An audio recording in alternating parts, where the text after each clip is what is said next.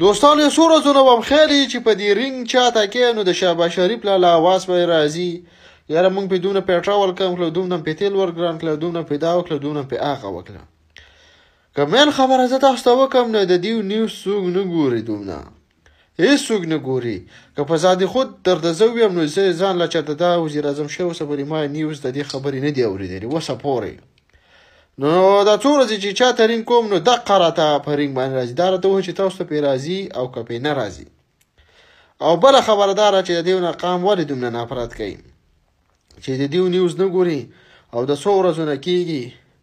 چې د خلکو په فون چې کوم رینګونه دي په دې رینګ ټون په دې باندې ولې د اواز د شهباز شریف لګولی دی او یوه بله خبره دا ده ابوړز مې یو ویډیو شیر کړی و په بوشکو باندې